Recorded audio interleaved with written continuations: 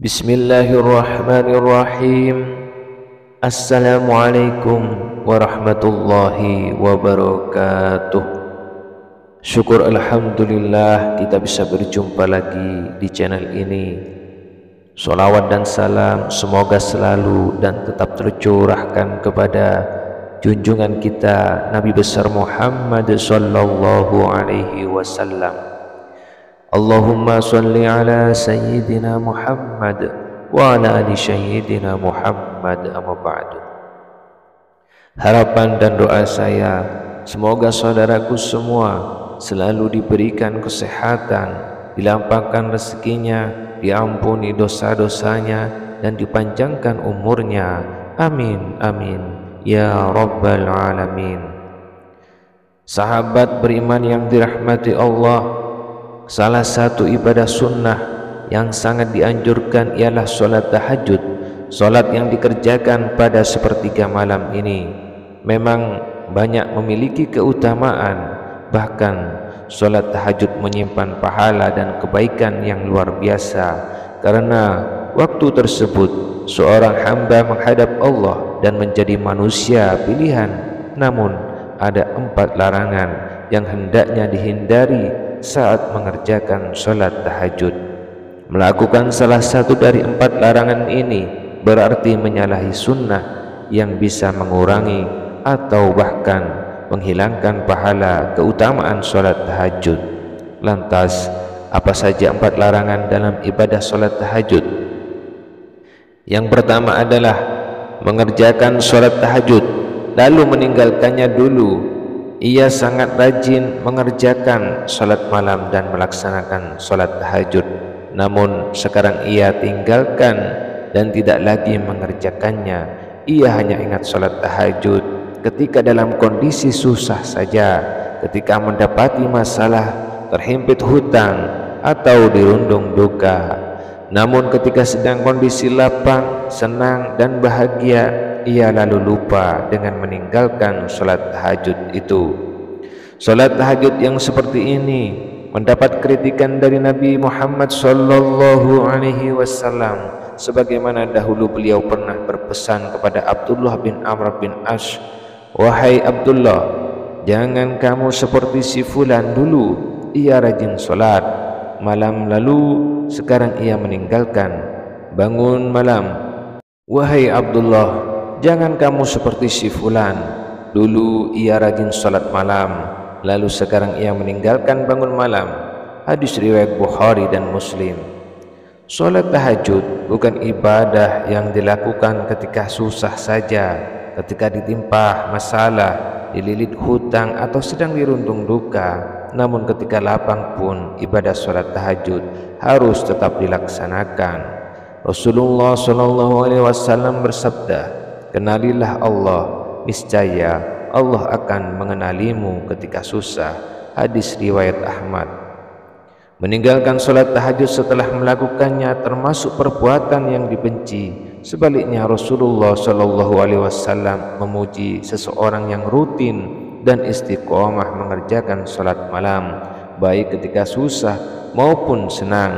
Beliau berkata mengenai Abdullah bin Umar yang rajin mengerjakan salat malam, "Sebaik-baik orang adalah Abdullah bin Umar. Seandainya dia mau melaksanakan salat malam." Saling berkata setelah dikatakan seperti itu, Abdullah bin Umar tidak pernah lagi tidur di waktu malam kecuali hanya beberapa saat saja. Hadis riwayat Bukhari dan Muslim. Rasulullah SAW beliau telah memberi contoh tidak meninggalkan salat malam meski beliau dalam kondisi sakit. Aisyah radhiyallahu an berkata, "Jangan tinggalkan qiyamul lail, karena sesungguhnya Rasulullah SAW tidak meninggalkannya, dan apabila beliau sakit atau malas maka beliau salat sambil duduk." Hadis riwayat Abu Daud. Kemudian yang kedua, menghususkan salat tahajud pada malam Jumat. Meski malam Jumat adalah malam yang utama dan istimewa, akan tetapi menghususkan salat tahajud di malam Jumat saja termasuk amalan yang makruh dilakukan dihilangkan. Menghususkan solat tahajud di malam Jumat saja termasuk amalan yang makruh dilakukan. Diterangkan dalam hadis dari Abu Hurairah radhiyallahu an bahwa Rasulullah SAW bersabda, janganlah kalian khususkan malam Jumat dengan malam-malam lainnya dengan qiyamul lail atau salat malam. Hadis riwayat Muslim. Untuk menghindari kemakruhan salat tahajud pada malam Jumat, maka kita bisa menambahkan salat tahajud pada malam sebelumnya atau malam sesudahnya, sebagaimana penjelasan dari Ibnu Hajar Al-Haytami dalam Tuhfatul Muhtaj. Beliau berkata, makruh menghususkan malam Jumat dengan qiyamul lail, maksudnya dengan solat, karena larangannya terdapat di dalam hadis riwayat Muslim. Dari situ, sebagaimana kitab Matan Minhajul Abidin, dirumuskan hilangnya kemakruhan menambahkan satu malam sebelumnya atau sesudahnya akan lebih baik lagi jika kita istiqomahkan amalan sholat tahajud itu, sebab mengkhususkan sholat malam pada malam Jumat saja merupakan larangan dari Rasulullah SAW. Kemudian yang ketiga, melaksanakan sholat tahajud saat ngantuk. Jika mengantuk, hentikan atau tunda dulu sholat tahajudnya dengan tidur atau istirahat sejenak sampai hilang ngantuknya dan tubuh kembali fit. Inilah sunnah yang diajarkan oleh Rasulullah Sallallahu Alaihi Wasallam. Diriwayatkan bahwa Nabi Muhammad Sallallahu Alaihi Wasallam pernah menegur Sayyidah Zainab yang memaksakan diri untuk melaksanakan sholat dalam keadaan mengantuk.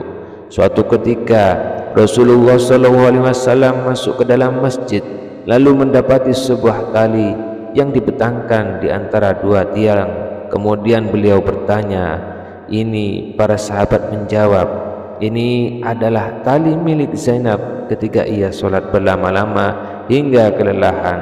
Maka ia bersandar. Dengan hal itu Rasulullah SAW kemudian bersabda, lepaskanlah tali itu, kalian harus sholat ketika dalam keadaan segar, jika kelelahan maka tidurlah. Habis riwayat. Lepaskanlah tali itu, kalian harus sholat ketika dalam keadaan segar, jika kelelahan maka tidurlah. Hadis riwayat Bukhari dan Muslim.